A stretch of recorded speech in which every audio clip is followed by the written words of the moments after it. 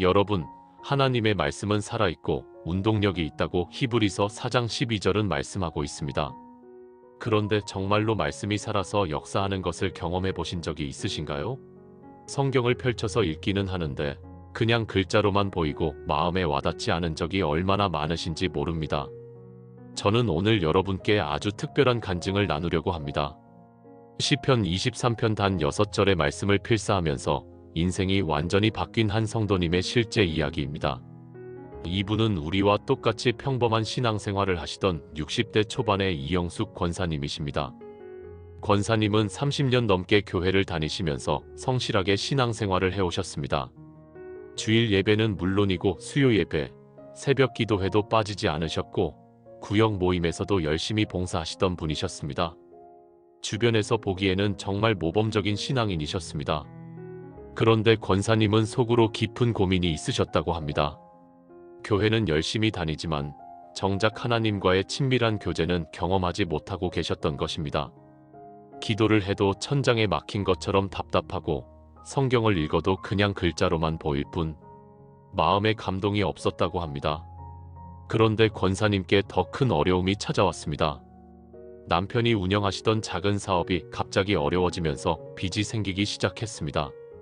처음에는 조금만 참으면 나아질 거라고 생각했는데 시간이 갈수록 상황은 더 악화되었습니다. 빚은 눈덩이처럼 불어났고 결국 집까지 팔아야 하는 상황에 이르렀습니다. 그렇게 30년을 살던 집을 떠나서 작은 전셋집으로 이사를 가게 되었습니다. 평생 모아온 재산이 하루아침에 사라진 것입니다. 권사님은 그때의 심정을 이렇게 표현하셨습니다. 하늘이 무너지는 것 같았습니다. 왜 하나님은 30년 넘게 충성스럽게 교회를 섬겨온 저희 부부에게 이런 시련을 주시는지 이해할 수가 없었습니다. 그런데 더 힘든 건 마음의 평안이 완전히 사라졌다는 것입니다. 밤에 잠을 이룰 수가 없었습니다. 잠자리에 누우면 온갖 걱정과 불안이 밀려왔습니다. 내일은 어떻게 되는 것일까? 이 빚을 언제 다 갚을 수 있을까? 나이는 점점 들어가는데 앞으로 어떻게 살아가야 할까? 이런 생각들이 머릿속을 떠나지 않았습니다. 아침에 눈을 뜨면 가슴이 먼저 답답했고 하루를 시작하는 것 자체가 너무나 버거웠다고 합니다. 교회에 가서도 찬양을 부를 때 눈물만 나고 설교 말씀이 귀에 들어오지 않았습니다. 기도를 하려고 해도 원망과 불평만 나왔습니다. 권사님은 점점 영적으로 메마르고 힘든 시간을 보내게 되었습니다. 기도도 안 되고 말씀도 읽기 싫고 교회 가는 것조차 부담스러워졌습니다. 30년 넘게 빠지지 않고 나가던 새벽 기도회도 나가지 않게 되었습니다. 그냥 침대에 누워서 천장만 바라보는 날들이 많아졌습니다. 구역 식구들이 연락을 해도 전화를 받기 싫었고 사람 만나는 것 자체가 괴로웠습니다. 왜냐하면 다들 권사님, 믿음으로 이겨내세요. 하나님께서 다 좋은 뜻이 있으실 겁니다라고 위로하는데 그 말이 위로가 아니라 오히려 더 마음을 아프게 했기 때문입니다. 권사님은 이렇게 고백하셨습니다. 그때 저는 정말 신앙이 바닥까지 떨어져 있었습니다. 하나님을 원망하는 마음까지 생겼고 교회를 그만둘까 하는 생각도 했습니다. 그러던 어느 날 권사님이 오랜만에 새벽 기도회에 나갔을 때였습니다. 그날 담임 목사님께서 설교를 마치시고 이런 말씀을 하셨습니다. 요즘 힘든 시간을 보내고 계신 분들이 계시다면 시편 23편을 매일 필사해 보시기 바랍니다. 아주 천천히 한 글자 한 글자 정성스럽게 써내려가면서 묵상해 보세요. 하나님께서 여러분의 선한 목자가 되신다는 것을 깊이 경험하게 될 것입니다. 그 말씀을 들으면서 권사님은 이상하게도 마음이 움직였다고 합니다. 평소 같으면 그냥 흘려들었을 텐데 그날따라 유독 그 말씀이 마음에 와닿았던 것입니다. 집으로 돌아온 권사님은 서랍에서 오래된 공책 하나를 꺼냈습니다. 그리고 펜을 들고 시편 23편을 펼쳤습니다. 여호와는 나의 목자시니 내게 부족함이 없으리로다. 첫 구절을 쓰는데 손이 떨렸습니다. 왜냐하면 지금 내 상황은 부족함 투성이인데 어떻게 부족함이 없다고 말할 수 있을까 하는 생각이 들었기 때문입니다. 그래도 권사님은 계속해서 한 글자씩 써내려갔습니다. 그가 나를 푸른 풀밭에 누이시며 쉴만한 물가로 인도하시는도다. 그 구절을 쓰면서 권사님은 생각했습니다. 지금 내 삶에는 푸른 풀밭도 없고 쉴만한 곳도 없는데 정말 하나님께서 나를 인도하고 계신 것일까? 그렇게 첫날 시편 23편 6절을 다 필사하는데 30분 정도 걸렸습니다. 다 쓰고 나서도 특별한 감동이나 변화는 없었습니다. 그냥 말씀을 한 번 썼을 뿐이었습니다. 권사님은 솔직히 회의적인 마음도 들었다고 합니다. 이렇게 말씀을 써서 뭐가 달라질까? 그래도 목사님께서 권하신 것이니까 일단 한번 해보자는 마음으로 다음 날도 계속했습니다.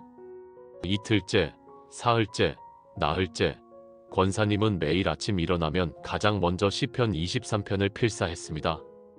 처음에는 그냥 글자를 베끼는 것처럼 기계적으로 쓰게 되었는데 일주일쯤 지나니까 조금씩 달라지기 시작했습니다. 한 글자 한 글자 쓰면서 그 의미를 생각하게 되었습니다. 여호와는 나의 목자시니 여호와 하나님께서 나의 목자가 되신다는 것은 무슨 의미일까? 목자는 양을 돌보는 사람입니다.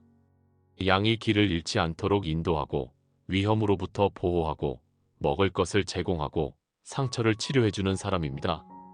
그렇다면 하나님께서 나의 목자가 되신다는 것은 지금 이 어려운 상황 속에서도 하나님께서 나를 돌보고 계신다는 뜻이 아닐까?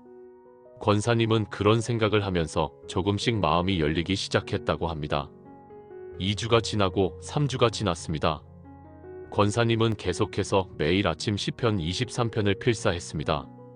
그런데 신기한 것은 같은 말씀을 반복해서 쓰는데도 전혀 지루하지 않았다는 것입니다. 오히려 쓸 때마다 새로운 의미가 발견되었습니다. 어느 날은 내게 부족함이 없으리로다라는 구절이 마음에 와닿았고 또 어느 날은 내 영혼을 소생시키시고라는 구절이 특별하게 다가왔습니다. 마치 하나님께서 그날 필요한 말씀을 통해서 위로하시고 격려하시는 것 같았습니다. 한 달이 지났을 때쯤 권사님은 작은 변화를 느끼기 시작했습니다. 여전히 상황은 어려웠습니다. 빚은 그대로 있었고 경제적인 문제도 해결되지 않았습니다. 그런데 이상하게도 마음에 조금씩 평안이 찾아오기 시작했습니다. 밤에 잠을 잘 때도 예전처럼 불안하지 않았고 아침에 눈을 떴을 때 가슴이 답답한 느낌이 조금 덜했습니다. 권사님은 이렇게 말씀하셨습니다. 처음에는 제가 변하고 있다는 것을 거의 느끼지 못했습니다. 그런데 한 달쯤 지나서 돌아보니까 예전보다 마음이 훨씬 평안해져 있었습니다. 50일이 지났을 때쯤 더욱 분명한 변화가 일어났습니다. 권사님이 시편 23편을 필사하면서 사망의 음침한 골짜기로 다닐지라도 해를 두려워하지 않을 것은 주께서 나와 함께 하심이라는 구절을 쓰고 있을 때였습니다. 갑자기 눈물이 쏟아지기 시작했습니다. 그동안 권사님은 이 어려운 상황이 마치 사망의 음침한 골짜기 같다고 생각했습니다. 앞이 보이지 않고 절망스러운 그런 시간이었습니다. 그런데 바로 그 골짜기에서도 하나님께서 나와 함께 하신다는 이 말씀이 갑자기 살아서 역사하기 시작한 것입니다. 권사님은 그때 깊이 깨달았다고 합니다. 하나님은 내 인생에서 어려움을 다 없애주시는 분이 아니라 어려움 속에서 나와 함께 하시는 분이라는 것입니다. 하나님은 내가 사망의 음침한 골짜기를 지나지 않도록 막아주시는 것이 아니라 그 골짜기를 지날 때 함께 걸어가시는 분이라는 것입니다. 그 깨달음이 왔을 때 권사님의 마음에 감사가 넘쳐 흘렀습니다. 여전히 빚이 있고 여전히 경제적으로 어렵지만 이 모든 과정에서 하나님께서 나를 버리지 않으시고 함께 하신다는 확신이 마음에 가득 차게 된 것입니다. 그날부터 권사님의 기도가 달라졌습니다. 예전에는 하나님, 왜 저에게 이런 시련을 주십니까? 빨리 이 상황에서 벗어나게 해주세요라고 기도했었습니다. 그런데 이제는 하나님, 이 어려운 시간 속에서도 저와 함께 해주셔서 감사합니다. 제가 이 골짜기를 지날 때 주님께서 인도해 주시고 붙들어 주세요라고 기도하게 되었습니다. 같은 상황인데 기도의 내용이 완전히 달라진 것입니다. 원망과 불평이 감사와 신뢰로 바뀌었습니다. 60일이 되었을 때 권사님은 또 다른 변화를 경험했습니다. 시편 23편을 필사하면서 주께서 내 원수의 목전에서 내게 상을 차려주시고 라는 구절을 묵상하게 되었습니다. 권사님은 그동안 빚을 재촉하는 채권자들을 원수처럼 생각했었습니다. 그 사람들 때문에 매일매일이 괴롭고 힘들었습니다. 그런데 이 구절을 묵상하면서 생각이 바뀌었습니다. 하나님께서 그 어려운 상황 한가운데서도 나에게 은혜의 상을 차려주실 수 있다는 것을 믿게 된 것입니다. 그때부터 권사님은 현실을 다르게 보기 시작했습니다. 예전에는 빚과 가난이 저주처럼 느껴졌는데 이제는 이것이 하나님께 더 가까이 나아가게 하는 통로가 될 수 있다고 생각하게 되었습니다. 실제로 권사님은 이렇게 고백하셨습니다. 경제적으로 여유가 있을 때는 하나님 없이도 살 수 있다고 생각했습니다. 내 힘으로 뭐든지 할 수 있다고 착각했습니다. 그런데 모든 것을 잃고 나니까 비로소 하나님만이 나의 유일한 소망이라는 것을 깨닫게 되었습니다. 이것이 바로 원수의 목전에서 하나님께서 차려주신 은혜의 상이었습니다. 70일이 지났을 때 권사님에게 놀라운 일이 일어났습니다. 어느 날 아침 시편 23편을 필사하고 있는데 갑자기 하나님의 임재가 강하게 느껴졌다고 합니다. 특별히 주의 인자하심과 선하심이 반드시 나를 따르리니라는 구절을 쓸 때였습니다. 그 순간 권사님은 하나님의 사랑이 파도처럼 밀려오는 것을 경험했습니다. 눈물이 멈추지 않았고 한참 동안 그냥 울기만 했다고 합니다. 그것은 슬픔의 눈물이 아니라 감격의 눈물이었습니다. 하나님께서 정말로 나를 사랑하시고 나와 함께 하시고 나의 앞길을 인도하신다는 확신이 마음 깊은 곳에서 솟아올랐습니다. 그날 이후로 권사님의 삶은 완전히 달라졌습니다. 여전히 빚이 있고 여전히 작은 전셋집에 살고 있지만 마음에는 평안과 기쁨이 넘쳤습니다. 예전에는 아침에 눈을 뜨면 걱정과 불안이 먼저 찾아왔는데 이제는 하나님께 대한 감사가 먼저 떠올랐습니다. 예전에는 사람들을 만나는 것이 괴로웠는데 이제는 사람들에게 하나님의 은혜를 나누고 싶은 마음이 생겼습니다. 예전에는 미래가 막막하고 두려웠는데 이제는 하나님께서 인도하실 것이라는 확신이 있었습니다. 80일째 되던 날 권사님은 남편과 함께 앉아서 진지한 대화를 나누었습니다. 그동안 권사님의 변화를 지켜보던 남편도 놀라워하며 물었다고 합니다. 당신이 뭘 어떻게 한 거야? 예전 같으면 매일 불안해하고 걱정하던 당신이 요즘은 너무 평안해 보여. 무슨 일이 있었어? 권사님은 남편에게 시편 23편을 필사하면서 경험한 하나님의 은혜를 나누었습니다. 그리고 남편에게도 함께 해보자고 권유했습니다. 남편은 처음에는 나는 글씨를 잘 못 쓰는데라며 망설였지만 권사님의 변화가 너무나 분명했기 때문에 결국 함께 하기로 했습니다. 그날부터 권사님 부부는 매일 아침 함께 시편 23편을 필사하기 시작했습니다. 처음에는 남편이 서툴게 글씨를 쓰는 모습이 안쓰러워 보였지만 며칠 지나니까 남편도 진지하게 말씀을 묵상하며 필사하는 모습을 보였습니다. 그리고 일주일쯤 지났을 때 남편이 권사님에게 말했다고 합니다. 당신 말이 맞았어. 같은 말씀을 매일 쓰는데도 매번 새롭게 느껴지네. 그리고 마음이 참 편안해져. 권사님은 그때 너무 감사했다고 합니다. 자신만 변화된 것이 아니라 남편도 함께 변화되어 가는 것을 보면서 이것이 바로 하나님의 역사라는 것을 더욱 확신하게 되었습니다. 85일째 되던 날 권사님에게 또 하나의 변화가 찾아왔습니다. 그동안 연락을 끊고 지내던 구역 식구들에게 먼저 연락을 하게 된 것입니다. 예전에는 사람들을 만나는 것이 부담스러웠는데 이제는 사람들에게 하나님의 은혜를 나누고 싶은 마음이 간절했습니다. 권사님은 구역장 집사님께 전화를 걸어서 말했습니다. 집사님, 그동안 연락도 없이 죄송합니다. 제가 너무 힘든 시간을 보내느라 사람들을 만날 마음의 여유가 없었어요. 그런데 요즘 하나님의 은혜를 크게 경험하고 있어서 이렇게 연락드립니다. 다음 구역 모임 때 제 간증을 나눌 수 있을까요? 구역장 집사님은 너무 반가워하며 다음 주 구역 모임에 꼭 오라고 했습니다. 그리고 일주일 후 권사님은 구역 모임에 참석해서 자신의 간증을 나누었습니다. 시편 23편을 필사하면서 어떻게 하나님을 새롭게 경험하게 되었는지, 어떻게 절망에서 희망으로, 원망에서 감사로, 불안에서 평안으로 변화되었는지를 솔직하게 나누었습니다. 구역 식구들은 권사님의 간증을 들으며 깊은 은혜를 받았고 여러 명이 자신들도 시편 23편 필사를 시작하겠다고 했습니다.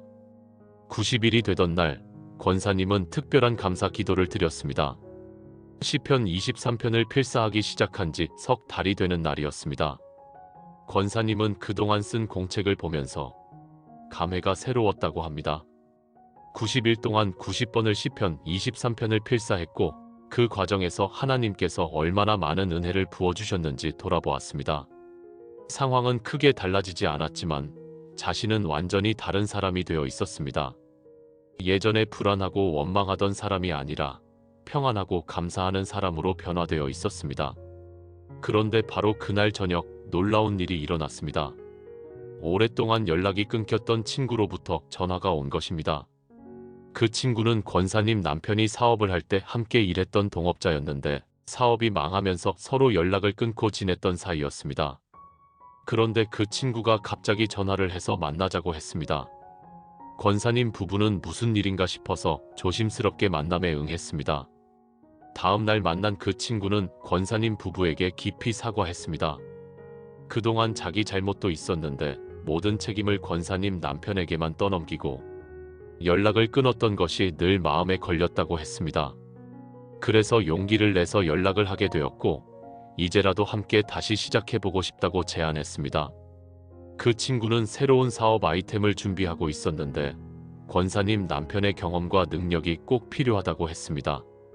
그리고 사업이 정상 궤도에 오르면 그동안의 빚도 함께 갚아나가자고 약속했습니다. 권사님은 그 순간 시편 23편의 말씀이 떠올랐다고 합니다.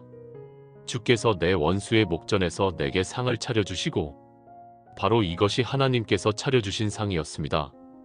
가장 어렵고 힘든 상황 속에서 모든 것이 막막해 보일 때 하나님께서는 이미 회복의 길을 예비해두고 계셨던 것입니다. 권사님은 눈물을 흘리며 하나님께 감사기도를 드렸습니다. 95일째 되던 날 권사님은 교회 새벽기도회에서 간증할 기회를 얻었습니다. 목사님께서 권사님의 변화를 보시고 다른 성도들에게도 은혜가 될 것 같아서 간증을 부탁하신 것입니다. 권사님은 떨리는 마음으로 단 위에 올라가서 자신의 이야기를 나누었습니다. 어떻게 절망 속에 있었는지, 어떻게 시편 23편을 필사하게 되었는지, 그리고 어떻게 하나님의 살아계심을 경험하게 되었는지를 생생하게 간증했습니다. 권사님의 간증을 듣던 많은 성도들이 눈물을 흘렸습니다. 특히 비슷한 어려움을 겪고 있던 성도들은 권사님의 간증을 통해 큰 위로와 힘을 얻었습니다. 간증을 마치고 자리에 앉았을 때 여러 성도들이 권사님에게 다가와서 저도 시편 23편 필사를 시작하겠습니다. 라고 말했습니다. 권사님은 그때 깨달았다고 합니다. 하나님께서 자신에게 이런 시련을 허락하신 것은 단지 자신만을 변화시키기 위한 것이 아니라 자신의 간증을 통해 다른 사람들에게도 희망을 주기 위함이었다는 것을 말입니다. 98일째 되던 날 권사님은 시편 23편을 필사하면서 마지막 구절에 이르렀습니다. 내가 여호와의 집에 영원히 살리로다. 그 구절을 쓰면서 권사님은 깊은 감동을 받았습니다. 집을 잃고 재산을 잃고 모든 것을 잃었다고 생각했는데 사실은 영원한 집을 얻은 것이었습니다. 이 세상의 집은 잃었지만 여호와의 집에 영원히 거할 수 있는 은혜를 받은 것입니다. 권사님은 이제 깨달았습니다. 진정한 안식은 건물이나 재산에 있는 것이 아니라 하나님 안에 거하는 데 있다는 것을 말입니다. 그리고 마침내 100일이 되는 날이 왔습니다. 권사님은 그날 아침 평소처럼 시편 23편을 필사했습니다.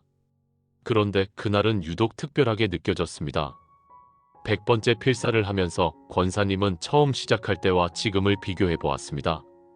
100일 전에는 절망과 불안 속에 있었습니다. 하나님을 원망하고 미래를 두려워하고 사람들을 피하고 삶의 의미를 잃어버렸었습니다.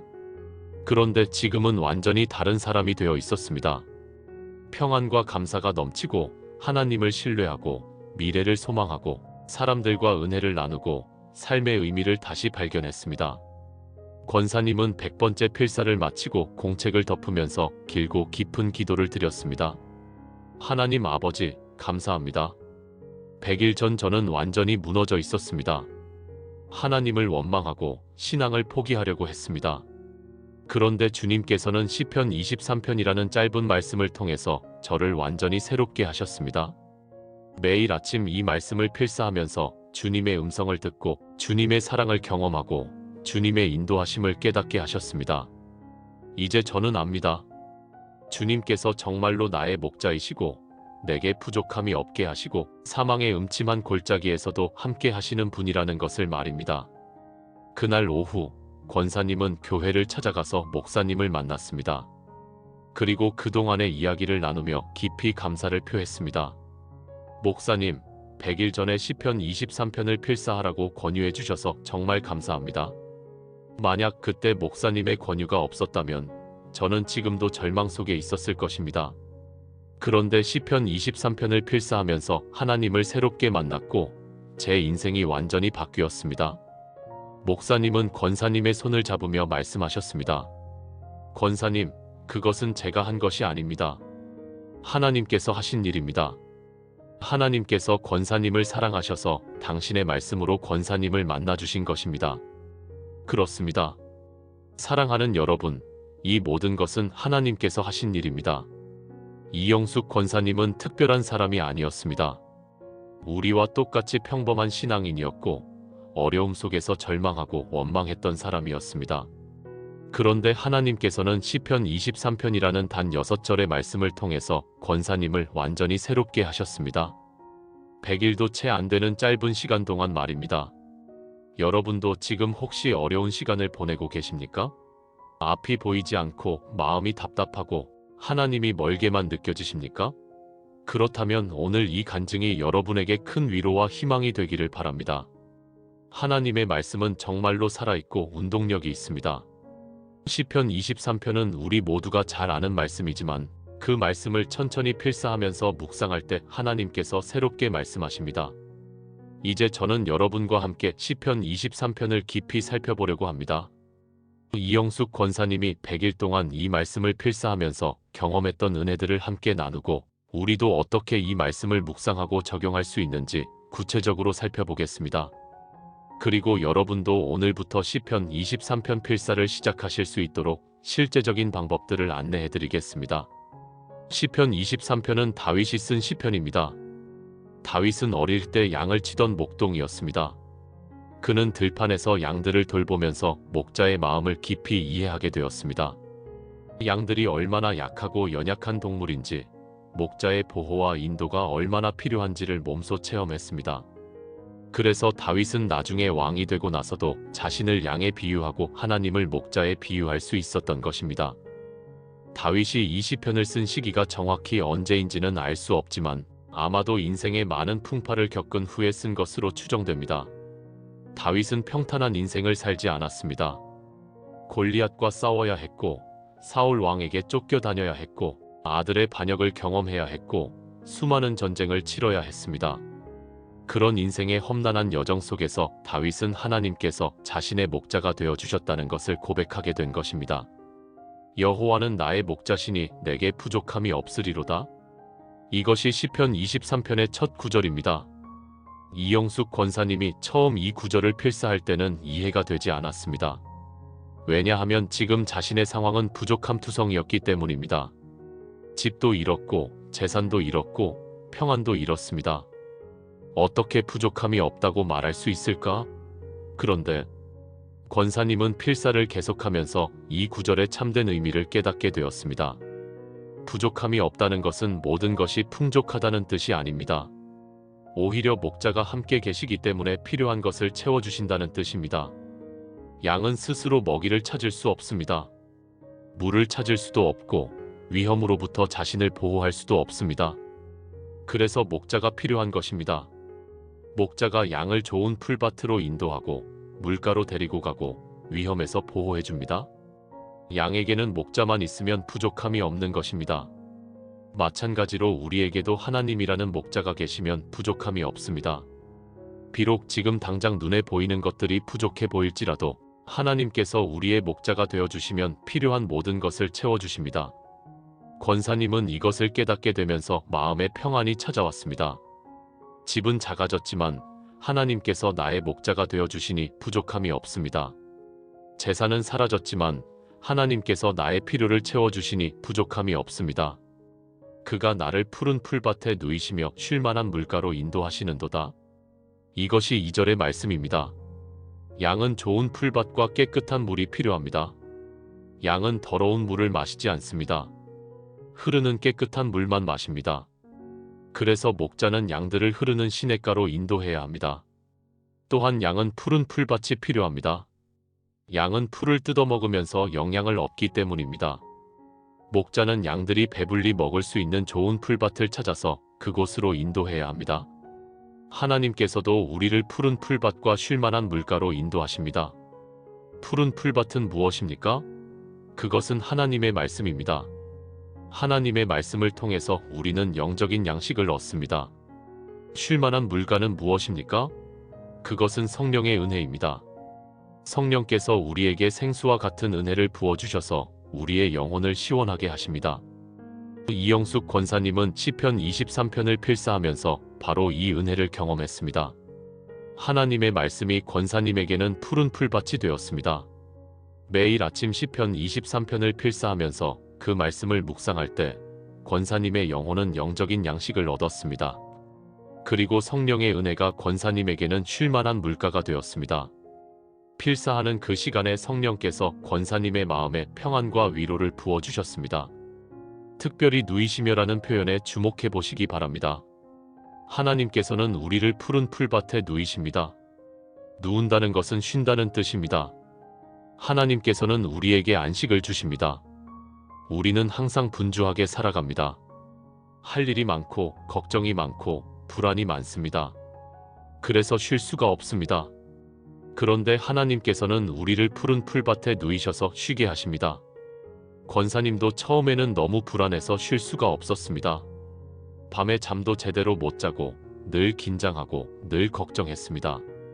그런데 시편 23편을 필사하면서 점점 마음에 평안이 찾아왔고 비로소 쉴 수 있게 되었습니다.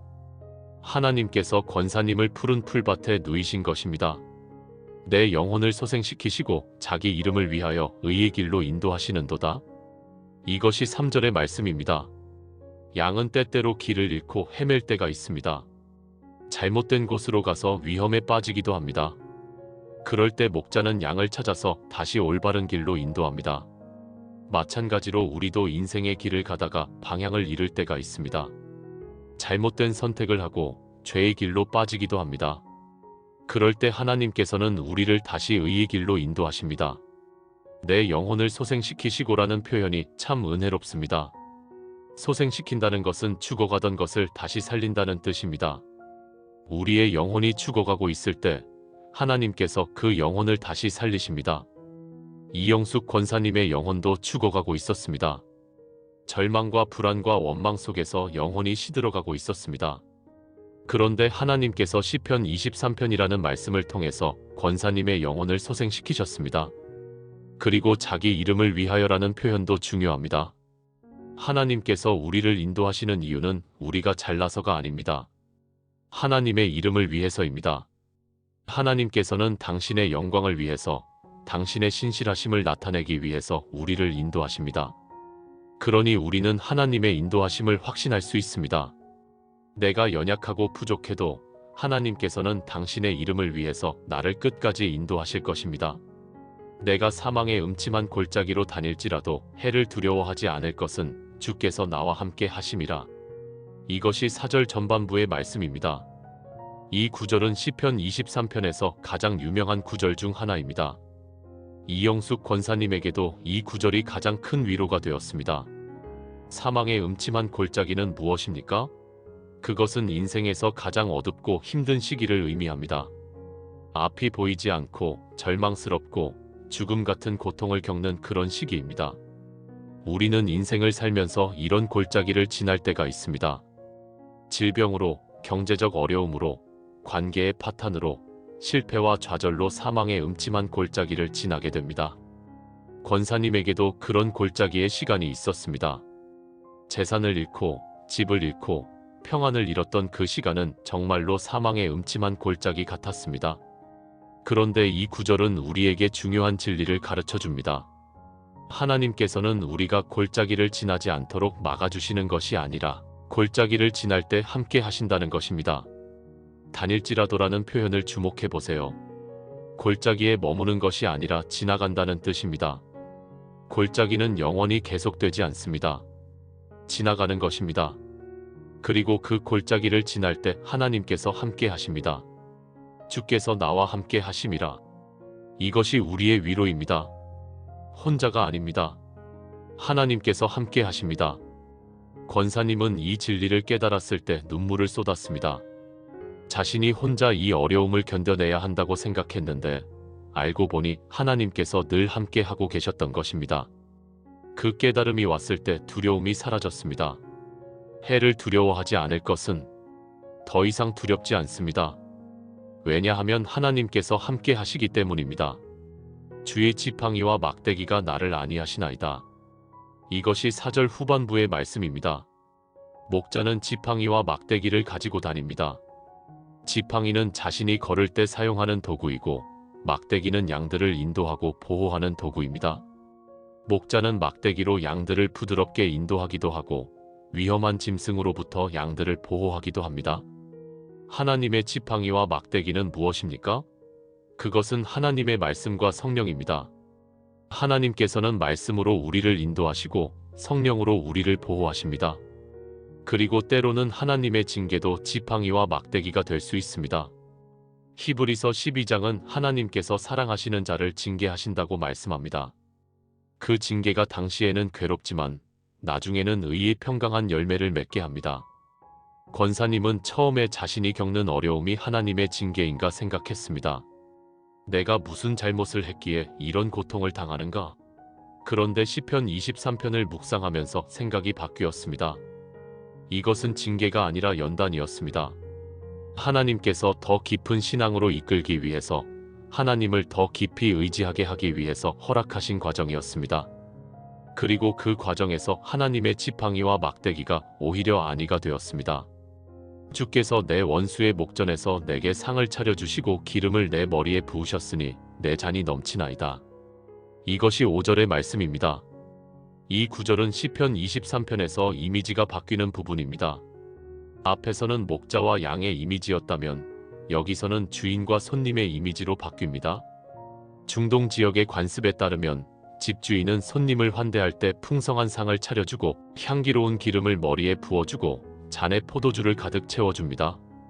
이것은 최고의 환대를 의미합니다. 하나님께서는 우리를 이렇게 환대하십니다. 우리에게 은혜의 상을 차려주시고 성령의 기름을 부어주시고 축복의 잔을 넘치게 하십니다. 내 원수의 목전에서라는 표현이 인상적입니다. 원수들이 보는 앞에서 하나님께서 우리에게 상을 차려주십니다. 이것은 무슨 의미입니까? 원수들은 우리가 망하기를 기다립니다. 우리가 실패하고 좌절하기를 바랍니다. 그런데 하나님께서는 바로 그 원수들이 보는 앞에서 우리를 높이시고 축복하십니다. 이것이 하나님의 역전의 은혜입니다. 이영숙 권사님도 이 은혜를 경험했습니다. 빚을 재촉하던 채권자들, 권사님 부부를 무시하던 사람들, 그들이 보는 앞에서 하나님께서는 회복의 길을 예비하셨습니다. 옛 동업자가 다시 찾아와서 함께 일하자고 제안한 것도, 교회에서 간증할 기회를 얻은 것도 모두 하나님께서 원수의 목전에서 차려주신 은혜의 상이었습니다. 기름을 내 머리에 부으셨으니, 성경에서 기름을 붓는 것은 성령의 기름 부으심을 상징합니다. 하나님께서는 우리에게 성령을 부어주셔서 우리를 새롭게 하십니다. 권사님도 시편 23편을 필사하면서 성령의 기름 부으심을 경험했습니다. 70일째 되던 날 하나님의 임재를 강하게 느끼고 눈물을 쏟았던 그 경험이 바로 성령의 기름 부으심이었습니다. 내 잔이 넘치나이다. 잔이 넘친다는 것은 풍성한 축복을 의미합니다. 하나님께서는 우리에게 필요한 만큼만 주시는 것이 아니라 넘치도록 주십니다. 권사님은 처음에는 부족함만 보였습니다.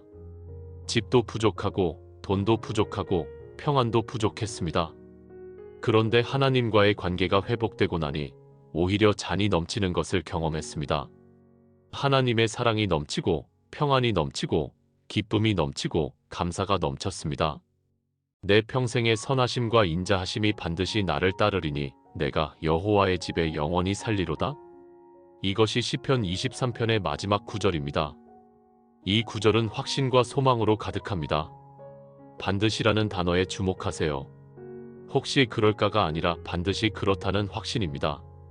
하나님의 선하심과 인자하심이 우리를 따릅니다. 보통은 우리가 하나님을 따르는 것인데 여기서는 하나님의 선하심과 인자하심이 우리를 따른다고 표현합니다. 이것은 하나님의 사랑이 우리를 끝까지 포기하지 않으신다는 뜻입니다. 우리가 연약해서 하나님을 떠날 때도 하나님의 선하심과 인자하심은 우리를 따라오면서 우리를 다시 돌이키십니다. 내 평생에라는 표현도 중요합니다. 잠깐이 아니라 평생입니다. 오늘만 내일만이 아니라 내 인생 전체에서 하나님의 선하심과 인자하심이 나를 따를 것입니다. 이것이 우리의 확신입니다. 이영숙 권사님도 이제 이 확신을 가지게 되었습니다. 비록 지금은 어렵지만 하나님의 선하심과 인자하심이 평생 자신을 따를 것이라는 확신이 생겼습니다. 내가 여호와의 집에 영원히 살리로다. 이것이 우리의 궁극적인 소망입니다. 이 땅의 집은 잃을 수 있습니다. 권사님처럼 30년 살던 집을 잃을 수도 있습니다. 그러나 여호와의 집은 영원합니다.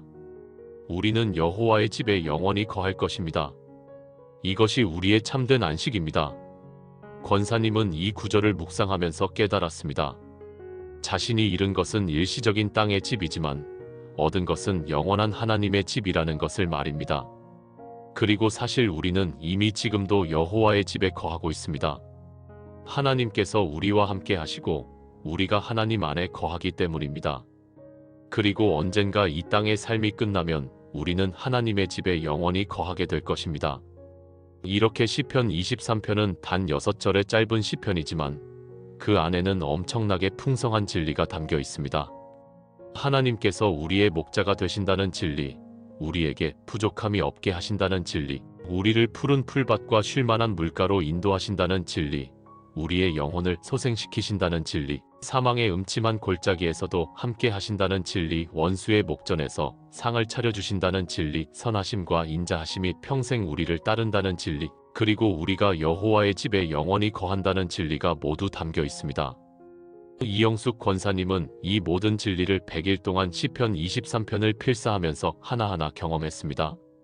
처음에는 그냥 글자로만 보이던 말씀이 살아서 역사하기 시작했고 권사님의 삶을 완전히 변화시켰습니다. 이것이 바로 하나님 말씀의 능력입니다. 그렇다면 우리는 어떻게 시편 23편을 필사하면서 이런 은혜를 경험할 수 있을까요? 이제부터는 실제적인 방법들을 나누려고 합니다.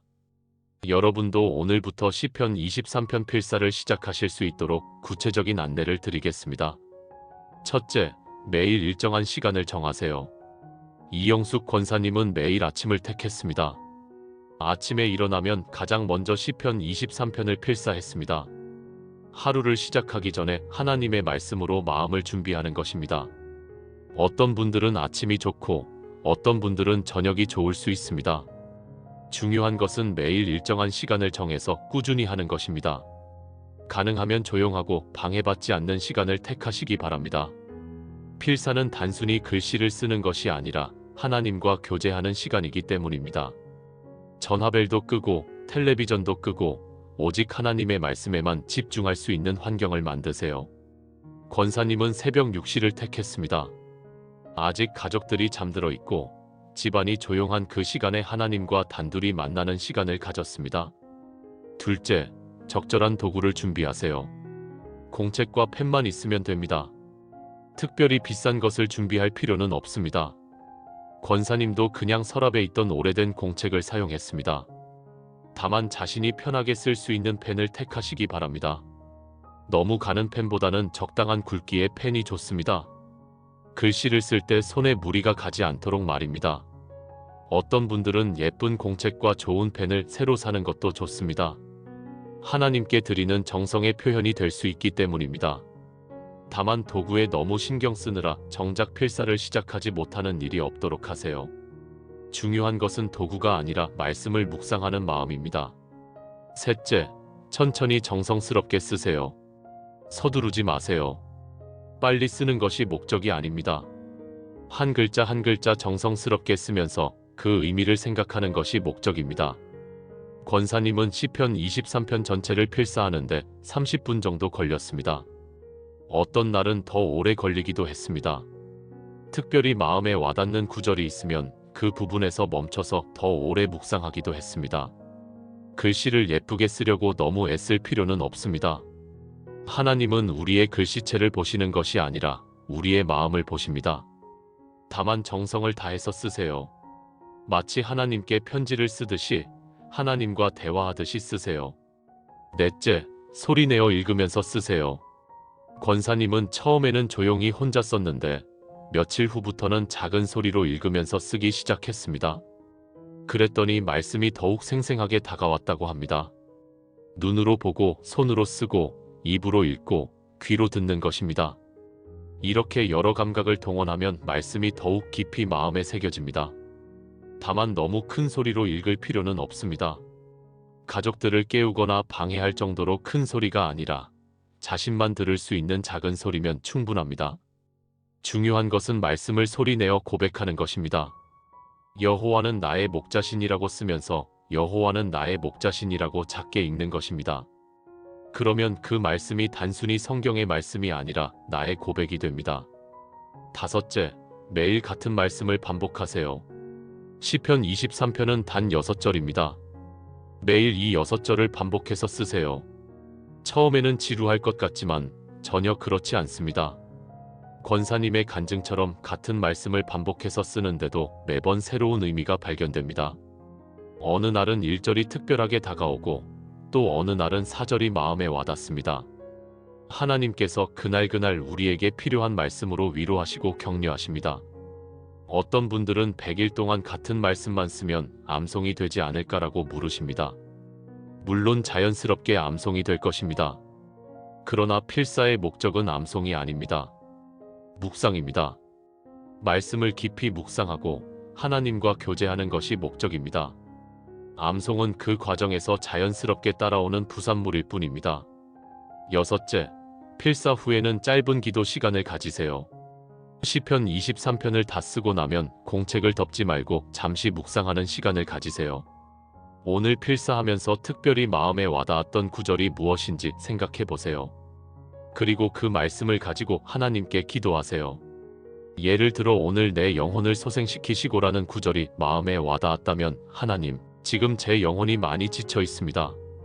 주님께서 제 영혼을 소생시켜 주세요라고 기도할 수 있습니다. 또 사망의 음침한 골짜기로 다닐지라도라는 구절이 와닿았다면 하나님, 지금 제가 어두운 골짜기를 지나고 있습니다. 이 골짜기에서 주님께서 저와 함께 해주세요라고 기도할 수 있습니다. 기도는 길 필요가 없습니다. 5분이면 충분합니다. 중요한 것은 말씀을 묵상한 것을 기도로 연결하는 것입니다. 그러면 말씀이 단순히 지식으로 머무는 것이 아니라 삶으로 연결됩니다.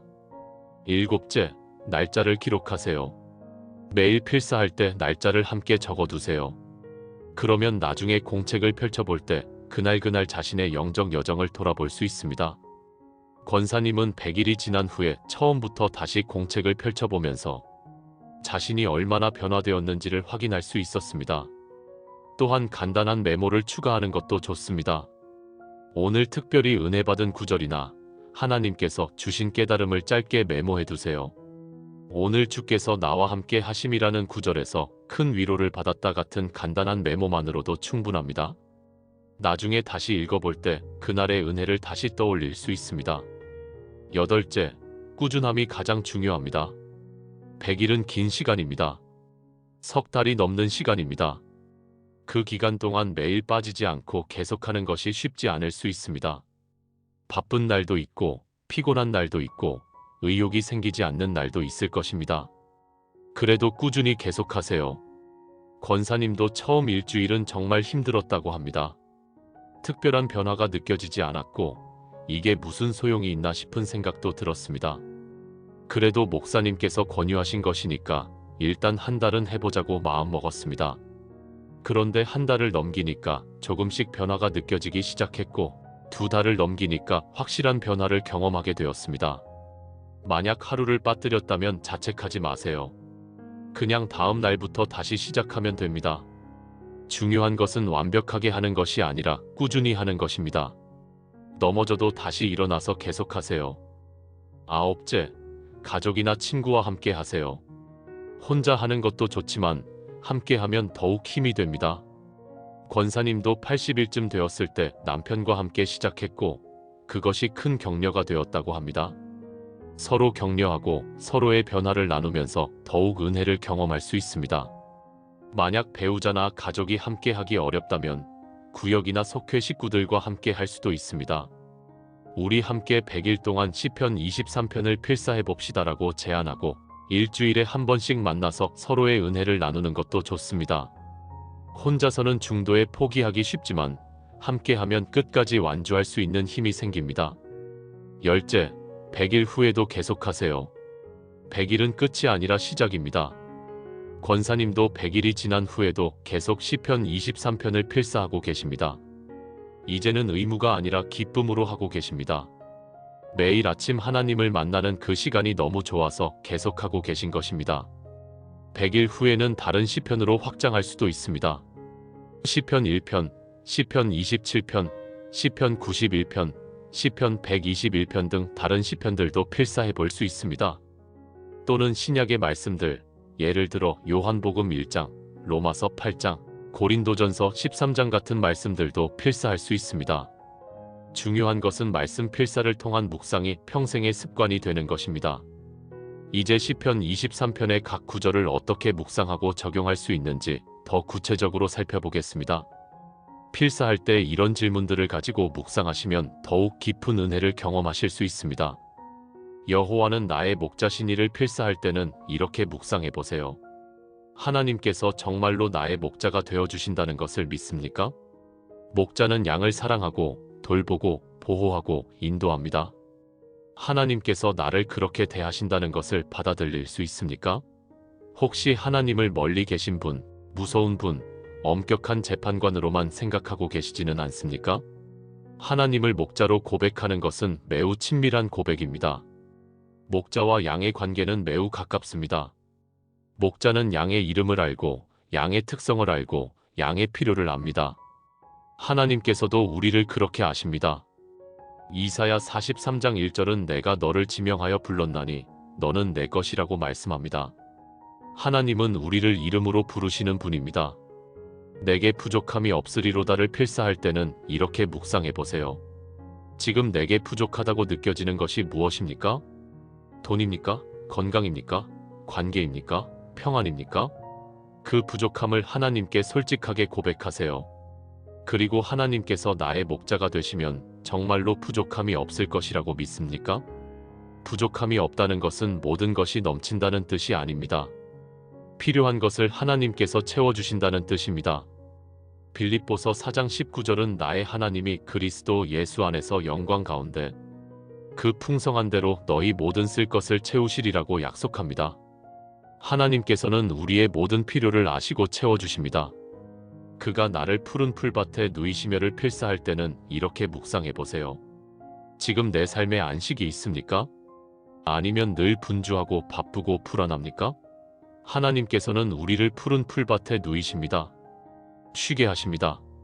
예수님도 수고하고 무거운 짐진 자들아 다 내게로 오라 내가 너희를 쉬게 하리라고 말씀하셨습니다. 푸른 풀밭은 풍성한 영적 양식을 의미하기도 합니다.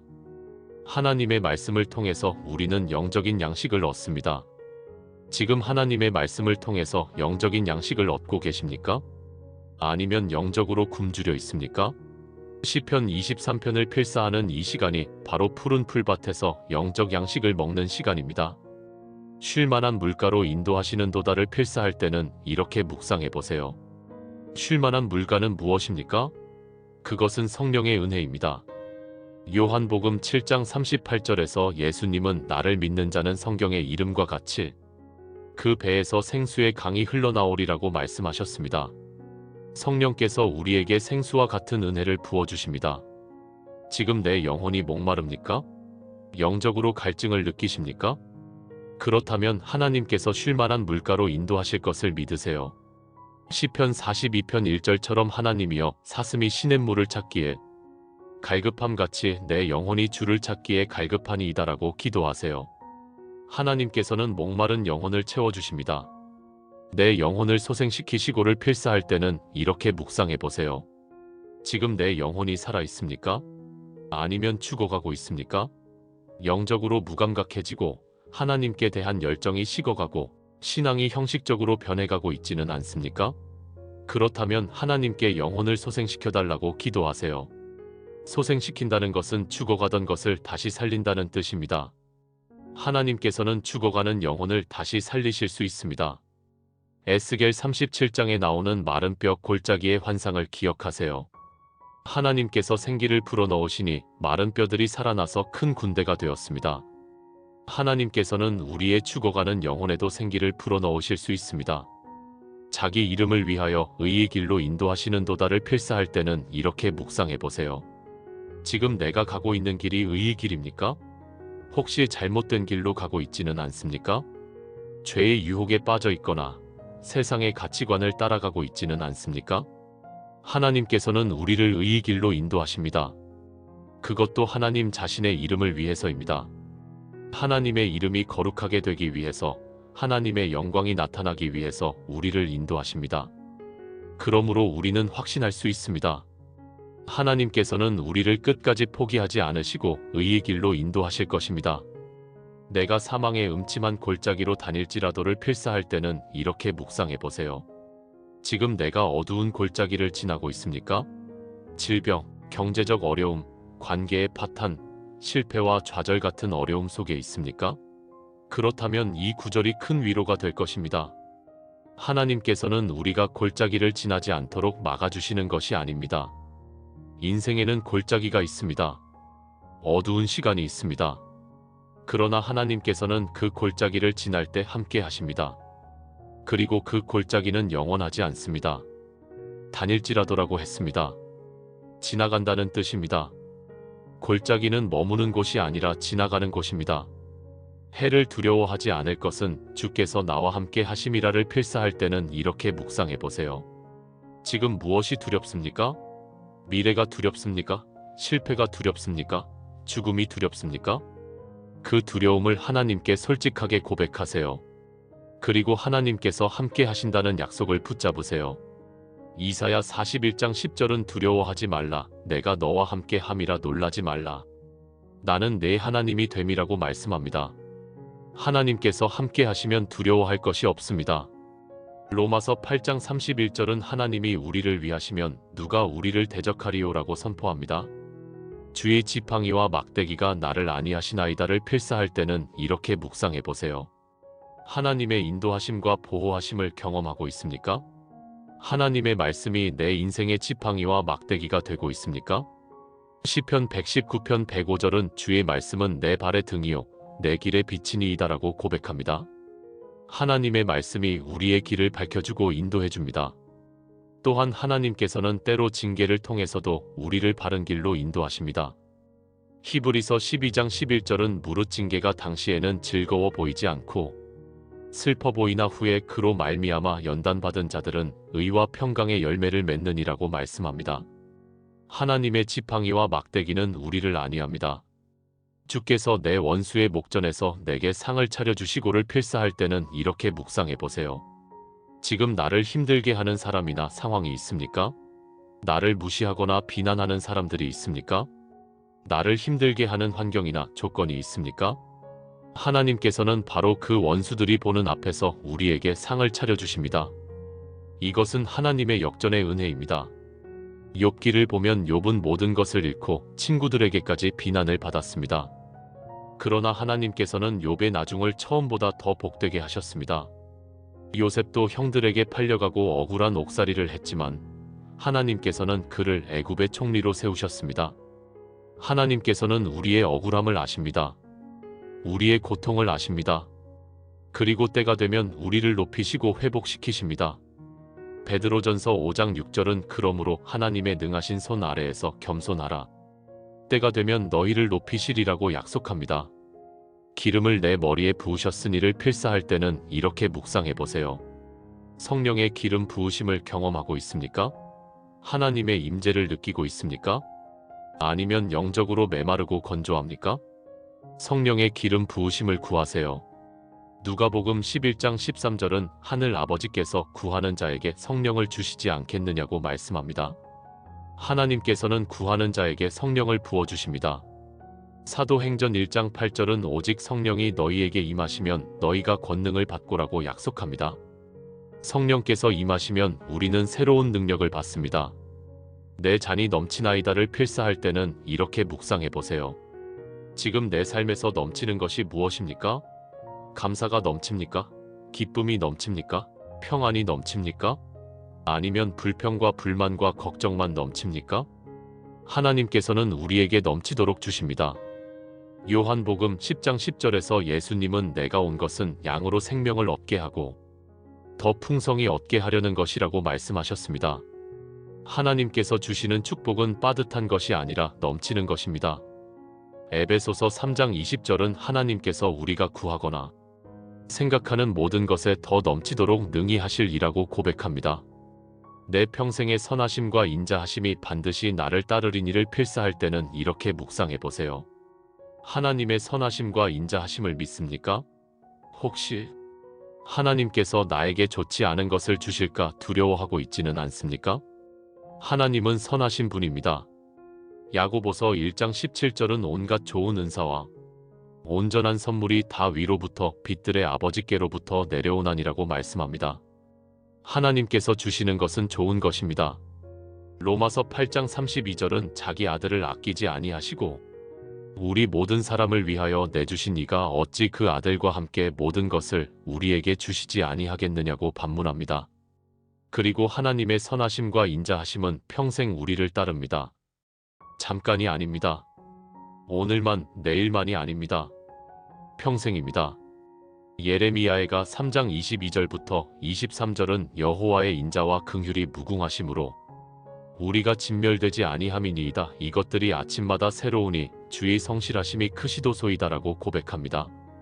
내가 여호와의 집에 영원히 살리로다를 필사할 때는 이렇게 묵상해 보세요. 나의 궁극적인 소망이 무엇입니까?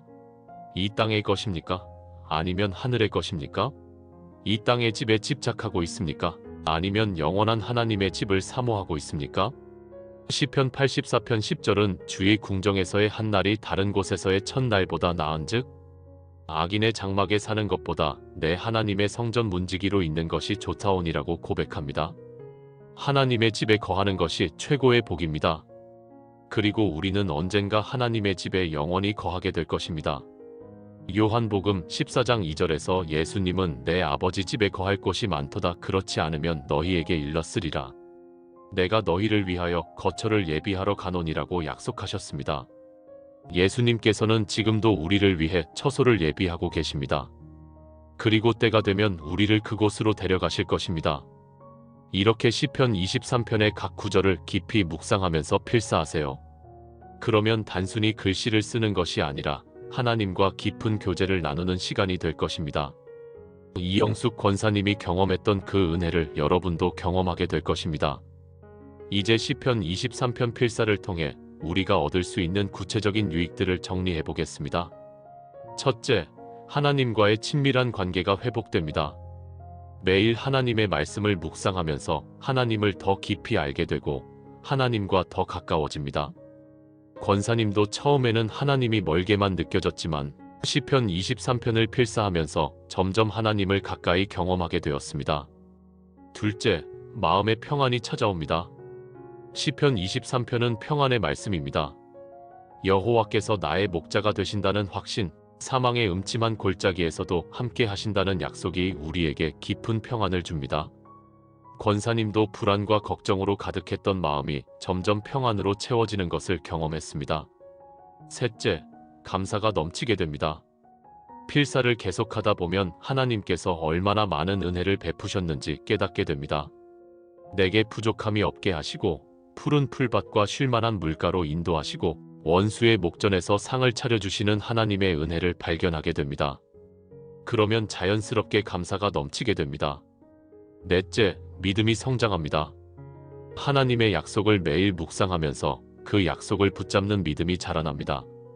처음에는 믿기 어려웠던 약속들이 점점 확신으로 바뀌어 갑니다. 하나님께서 정말로 나의 목자가 되신다는 것, 평생 선하심과 인자하심으로 나를 따르신다는 것을 믿게 됩니다. 다섯째, 기도가 살아납니다. 말씀을 묵상하면 자연스럽게 기도가 나옵니다. 시편 23편의 각 구절이 기도 제목이 됩니다. 주님, 저의 목자가 되어주세요. 제 영혼을 소생시켜 주세요. 사망의 음침한 골짜기에서 저와 함께 해주세요. 이렇게 말씀이 기도로 연결됩니다. 여섯째, 삶의 방향이 바뀝니다. 시편 23편은 우리를 의의 길로 인도합니다. 말씀을 묵상하면서 지금 내가 가고 있는 길이 옳은지 점검하게 되고 하나님께서 인도하시는 길로 방향을 조정하게 됩니다. 권사님도 원망과 불평의 삶에서 감사와 신뢰의 삶으로 방향이 바뀌었습니다. 일곱째, 소망이 생깁니다. 시편 23편은 우리에게 궁극적인 소망을 줍니다. 여호와의 집에 영원히 거할 것이라는 소망입니다. 이 땅에서 아무리 힘들어도 우리에게는 영원한 소망이 있습니다.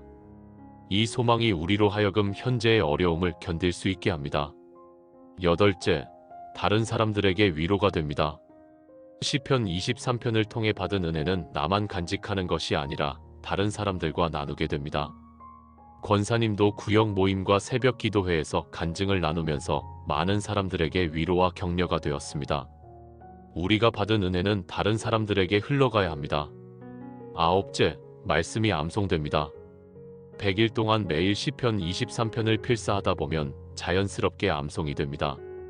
언제 어디서든 시편 23편을 떠올리고 묵상할 수 있게 됩니다. 힘든 순간에 여호와는 나의 목자신이라는 말씀이 자동으로 떠오르고 위로가 됩니다. 열째, 영적 습관이 형성됩니다. 100일 동안 매일 말씀을 필사하면 그것이 습관이 됩니다. 아침에 일어나면 자연스럽게 말씀을 펼치게 되고 하나님과 교제하는 시간을 갖게 됩니다. 이 습관은 평생 신앙생활의 기초가 됩니다. 이 모든 유익들을 이영숙 권사님은 100일도 안 되는 시간 동안 경험했습니다. 여러분도 오늘부터 시작하시면 똑같은 은혜를 경험하실 수 있습니다. 중요한 것은 시작하는 것입니다. 언젠가 해봐야지 하고 미루지 말고 오늘 바로 시작하세요. 공책 한 권과 펜 하나만 준비하시면 됩니다. 특별한 준비가 필요한 것이 아닙니다. 그리고 매일 30분만 투자하세요. 하루 24시간 중에서 30분은 하나님께 드릴 수 있지 않습니까? 그 30분이 여러분의 인생을 완전히 바꿀 수 있습니다. 혹시 나는 글씨를 못 써서 하고 망설이시는 분이 계십니까? 걱정하지 마세요. 글씨를 예쁘게 쓰는 것이 목적이 아닙니다. 하나님과 교제하는 것이 목적입니다.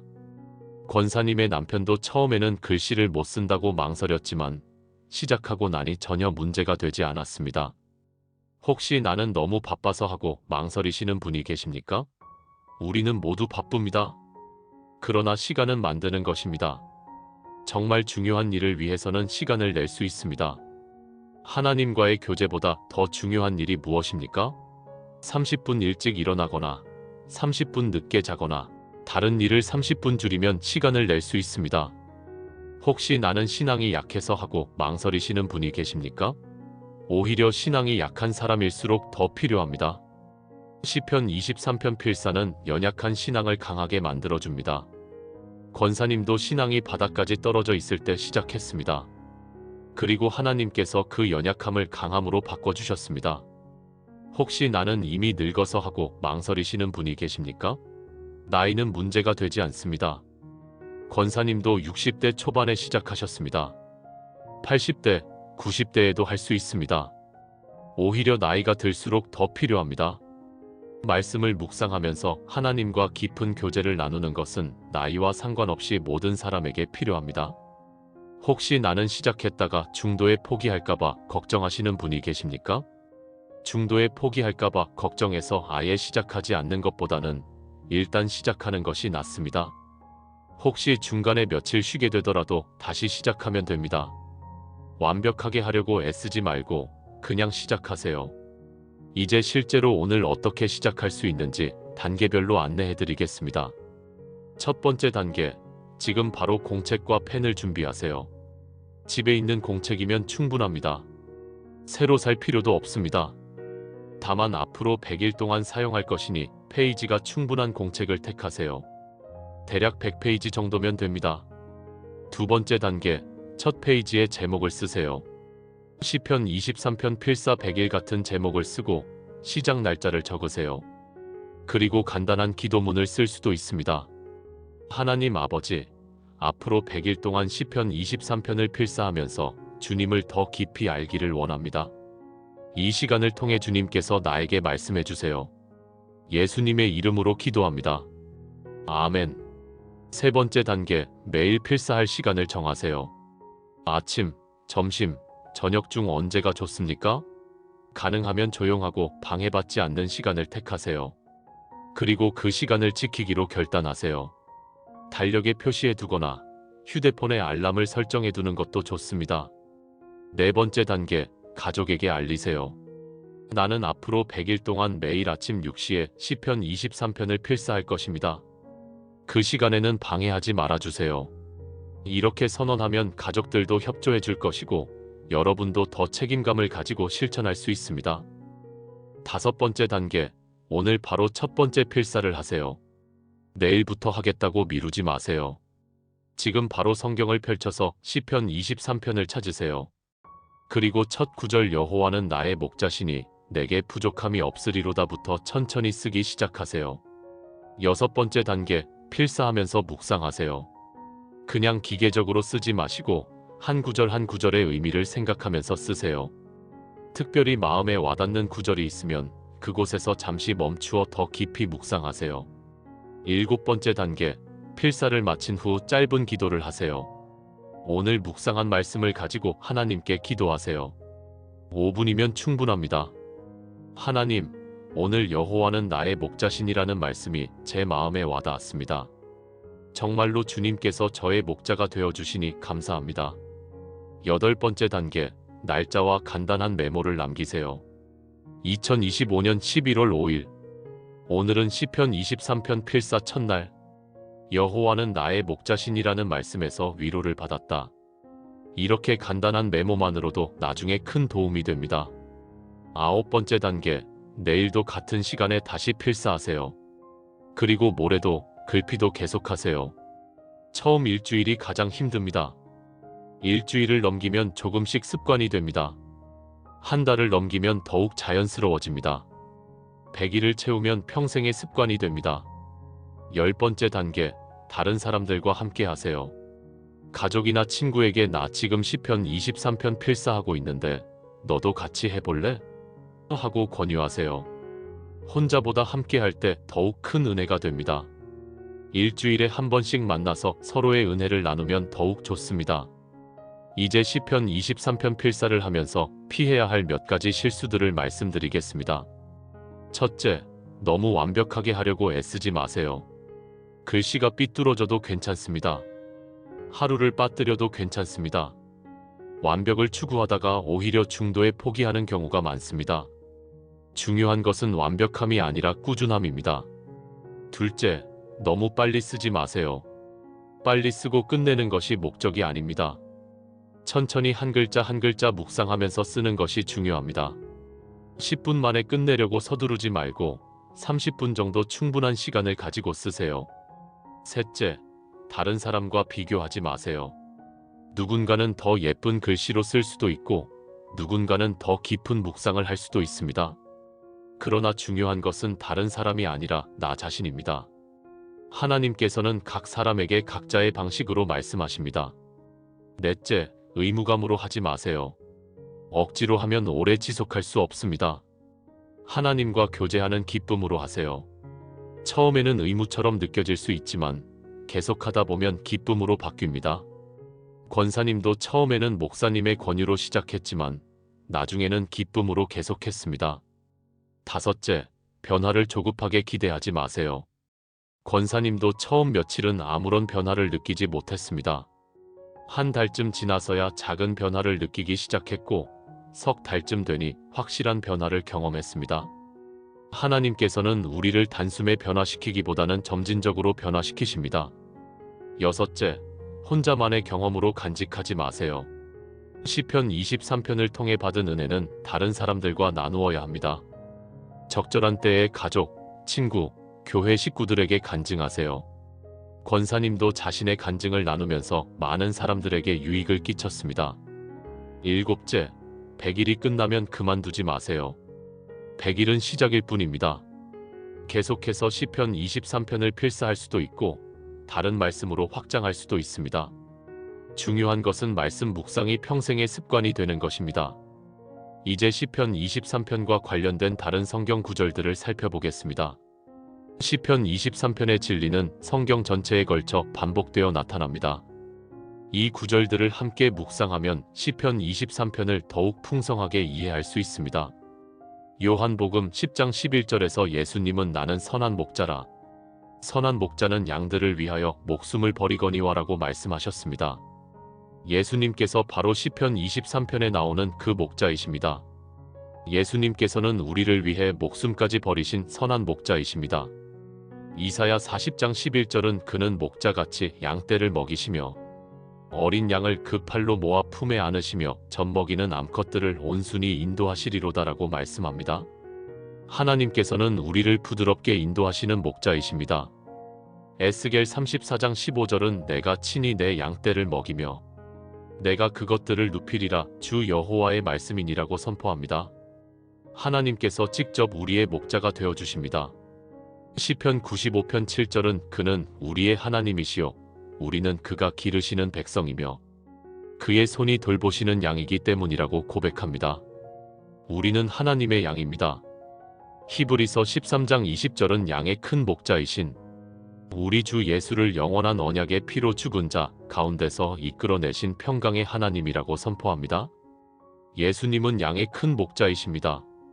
베드로전서 2장 25절은 너희가 전에는 양과 같이 길을 잃었더니 이제는 너희 영혼의 목자와 감독 되신 이에게 돌아왔느니라고 말씀합니다.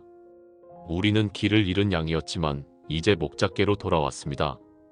베드로전서 5장 4절은 목자장이 나타나실 그때에 시들지 아니하는 영광의 MUK관을 얻으리라고 약속합니다. 예수님은 목자장이시며 그분이 다시 오실 때 우리에게 영광의 면류관을 주실 것입니다. 시편 100편 3절은 여호와가 우리 하나님이신 줄 너희는 알지어다. 그는 우리를 지으시니요 우리는 그의 것이니 그의 백성이요 그의 기르시는 양이로다라고 선포합니다. 우리는 하나님께 속한 양입니다. 이사야 53장 6절은 우리는 다 양 같아서 그릇 행하여 각기 제 길로 갔거늘 여호와께서는 우리 모두의 죄악을 그에게 담당시키셨도다라고 고백합니다. 우리는 모두 길을 잃은 양이었지만 하나님께서 예수님을 통해 우리를 구원하셨습니다. 마태복음 18장 12절부터 13절은 너희 생각에는 어떠하냐 만일 어떤 사람이 양 100마리가 있는데 그 중에 하나가 길을 잃었으면 그 99마리를 산에 두고 가서 길 잃은 양을 찾지 않겠느냐? 진실로 너희에게 이르노니 만일 찾으면 길을 잃지 아니한 99마리보다 이것을 더 기뻐하리라고 말씀합니다. 하나님께서는 길 잃은 한 마리 양을 찾기 위해 애쓰시는 목자이십니다. 이 모든 말씀들이 시편 23편의 진리를 뒷받침합니다. 하나님께서는 우리의 목자이시고 예수님께서는 선한 목자이시고 우리는 그분의 양입니다. 이 진리를 깊이 묵상할 때 우리는 큰 위로와 확신을 얻게 됩니다. 이제 이영숙 권사님의 이야기로 다시 돌아가겠습니다. 권사님이 100일 필사를 완료한 후 어떤 변화들이 계속 일어났는지 나누려고 합니다. 100일 후 3개월이 지났을 때 권사님의 남편이 새로운 사업을 시작하게 되었습니다. 옛 동업자와 함께 시작한 사업이 생각보다 잘 되어서 조금씩 빚을 갚아나갈 수 있게 되었습니다. 물론 빚이 단번에 다 없어진 것은 아니었습니다.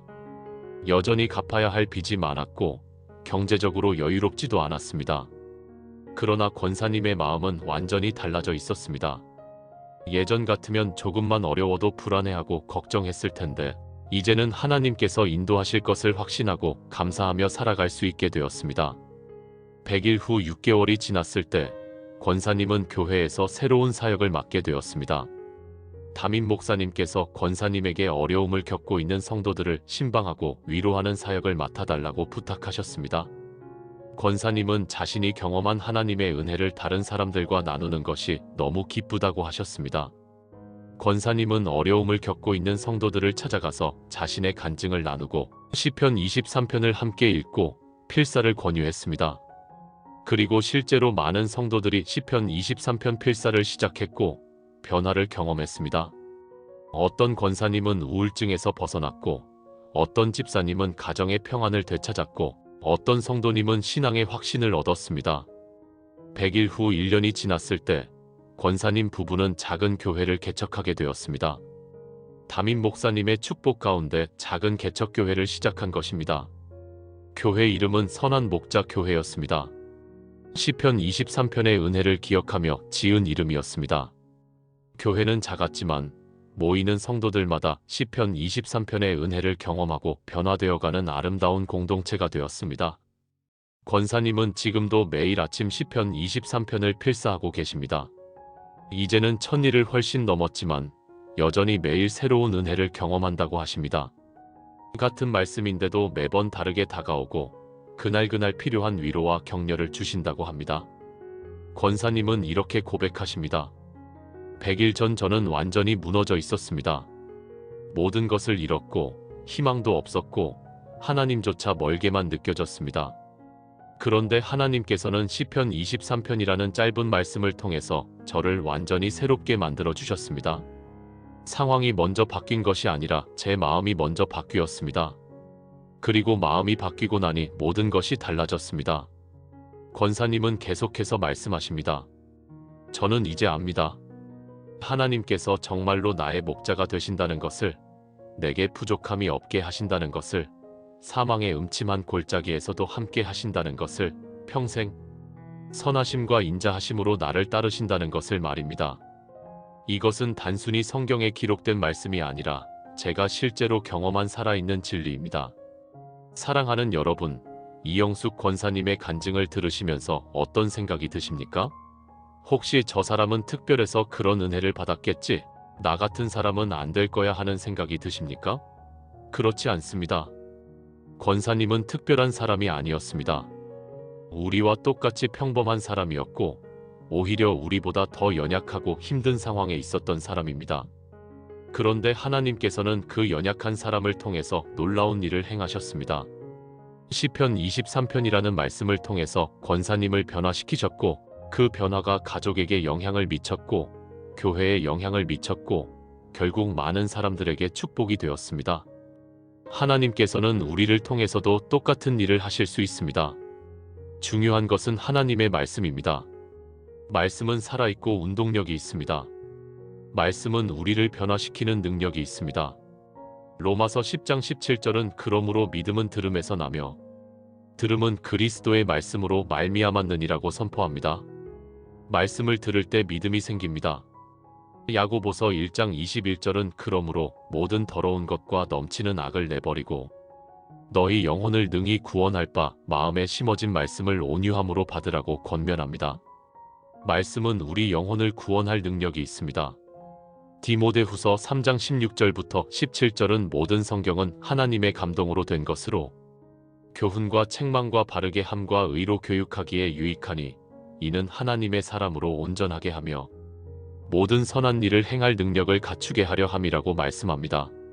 성경은 우리를 온전하게 하고 모든 선한 일을 행할 능력을 갖추게 합니다. 그러므로 여러분도 오늘부터 시편 23편을 필사하기 시작하세요. 100일 후에 여러분은 완전히 새로운 사람이 되어 있을 것입니다. 상황은 그대로일 수도 있습니다. 그러나 여러분의 마음은 완전히 달라져 있을 것입니다. 그리고 마음이 바뀌면 모든 것이 달라집니다. 하나님께서는 여러분을 사랑하십니다.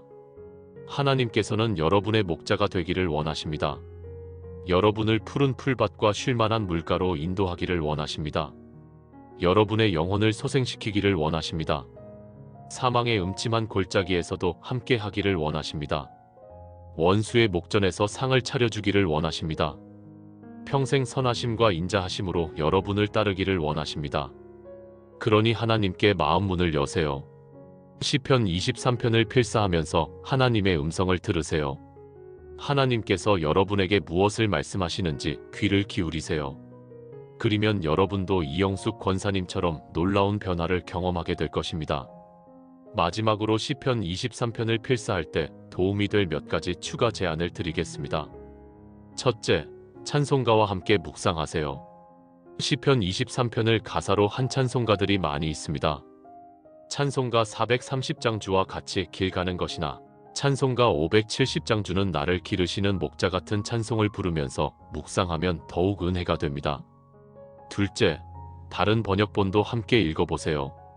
개역 개정판만 읽지 말고 새번역, 공동번역, 현대어성경 등 다른 번역본들도 함께 읽어보세요. 같은 구절이 다르게 번역되어 있는 것을 보면서 새로운 의미를 발견할 수 있습니다. 셋째, 주석이나 해설서를 참고하세요. 시편 23편에 대한 좋은 주석서나 해설서들이 많이 있습니다. 이런 책들을 읽으면서 말씀을 더 깊이 이해할 수 있습니다. 다만 주석에 의존하지는 말고 자신이 직접 묵상하는 것이 먼저입니다. 넷째, 시편 23편과 관련된 간증들을 읽어보세요. 이영숙 권사님처럼 시편 23편을 통해 은혜를 받은 사람들의 간증이 많이 있습니다. 이런 간증들을 읽으면서 격려를 받고 힘을 얻을 수 있습니다. 다섯째, 자연 속에서 묵상하세요. 가능하면 가끔은 공원이나 산, 강가 같은 자연 속에서 시편 23편을 필사해보세요. 푸른 풀밭, 쉴만한 물가를 실제로 보면서 묵상하면 말씀이 더욱 생생하게 다가옵니다. 여섯째, 예배와 연결하세요. 주일 예배나 새벽 기도회에서 시편 23편과 관련된 설교를 들으면 더 깊이 새기세요. 그리고 예배 후에 그 내용을 다시 묵상하면서 필사하세요. 일곱째, 기도 제목과 연결하세요. 지금 여러분이 가지고 있는 기도 제목을 시편 23편의 각 구절과 연결해서 기도하세요. 예를 들어 건강 문제로 기도하고 있다면 내 영혼을 소생시키시고라는 구절을 가지고 기도하세요. 여덟째, 감사일기와 함께 쓰세요. 시편 23편을 필사한 후에 오늘 하루 감사한 일 3가지를 적어보세요. 하나님께서 나의 목자가 되셔서 오늘 하루 어떻게 인도하셨는지, 어떤 은혜를 주셨는지 기록하세요. 아홉째, 암기와 병행하세요. 필사하면서 자연스럽게 암기가 되겠지만 의도적으로 암기하는 것도 좋습니다. 한 구절씩 완전히 암기해서 어디서든 떠올리고 묵상할 수 있게 하세요. 열째, 가르치세요. 자녀나 손주들에게 시편 23편을 가르쳐 주세요. 함께 필사하거나 의미를 설명해 주거나 간증을 나누세요. 가르치는 과정에서 자신도 더욱 깊이 깨닫게 됩니다. 이 모든 방법들을 다 해야 하는 것은 아닙니다. 여러분에게 도움이 되는 것들을 선택해서 활용하세요. 중요한 것은 시편 23편을 깊이 묵상하고 하나님과 교제하는 것입니다. 이제 오늘 말씀을 마무리하려고 합니다. 사랑하는 여러분, 오늘 우리는 이영숙 권사님의 간증을 통해서 하나님 말씀의 놀라운 능력을 보았습니다. 시편 23편 단 6절의 말씀이 한 사람의 인생을 완전히 바꿔놓았습니다. 절망에서 희망으로, 불안에서 평안으로, 원망에서 감사로, 죽음에서 생명으로 변화시켰습니다. 이것은 특별한 사람에게만 일어나는 일이 아닙니다. 하나님의 말씀을 진심으로 묵상하고 받아들이는 모든 사람에게 일어나는 일입니다. 여러분도 오늘부터 시편 23편을 필사하기 시작하세요. 100일 후에 여러분은 완전히 새로운 사람이 되어 있을 것입니다. 혹시 지금 어려운 시간을 보내고 계십니까? 재정적으로 힘드십니까? 건강이 좋지 않으십니까? 가족 문제로 고민하십니까? 영적으로 침체되어 있습니까? 그렇다면 오늘이 바로 새로운 시작의 날입니다. 오늘부터 시편 23편을 필사하면서 하나님을 새롭게 만나세요. 여호와는 나의 목자시니 내게 부족함이 없으리로다. 이 말씀을 붙잡으세요. 하나님께서 정말로 여러분의 목자가 되어주실 것입니다. 여러분에게 필요한 모든 것을 채워주실 것입니다. 여러분을 푸른 풀밭과 쉴만한 물가로 인도하실 것입니다. 내가 사망의 음침한 골짜기로 다닐지라도 해를 두려워하지 않을 것은 주께서 나와 함께 하심이라. 이 말씀을 신뢰하세요. 지금 어두운 골짜기를 지나고 있더라도 하나님께서 함께 하십니다. 혼자가 아닙니다. 두려워하지 마세요. 내 평생의 선하심과 인자하심이 반드시 나를 따르리니 내가 여호와의 집에 영원히 살리로다. 이 소망을 품으세요. 하나님의 선하심과 인자하심이 평생 여러분을 따를 것입니다. 그리고 언젠가 여러분은 여호와의 집에 영원히 거하게 될 것입니다. 이제 함께 기도하겠습니다. 사랑하는 하늘 아버지, 오늘 이 말씀을 듣는 모든 이들에게 감사드립니다. 이영숙 권사님의 간증을 통해서 주님의 살아계심과 말씀의 능력을 깨닫게 하시니 감사합니다. 주님, 오늘 이 자리에 계신 모든 분들이 시편 23편을 필사하면서 주님을 새롭게 만나게 하여 주세요. 혹시 지금 어려운 시간을 보내고 있는 분들이 계신다면 그분들에게 위로와 힘을 주세요. 주님께서 정말로 그들의 목자가 되어 주신다는 것을 깨닫게 하시고 사망의 음침한 골짜기에서도 함께 하신다는 확신을 주세요. 혹시 영적으로 메마르고 침체되어 있는 분들이 계신다면 그분들의 영혼을 소생시켜 주세요. 다시 한번 주님을 사모하는 마음을 회복시켜 주시고 첫사랑을 되찾게 하여 주세요. 주님, 오늘부터 시편 23편 필사를 시작하는 모든 분들과 함께 하여 주세요. 100일 동안 한 번도 빠지지 않고 꾸준히 할 수 있도록 힘을 주시고 매일 새로운 은혜를 경험하게 하여 주세요. 그래서 100일 후에는 완전히 새로운 사람으로 변화되게 하여 주세요.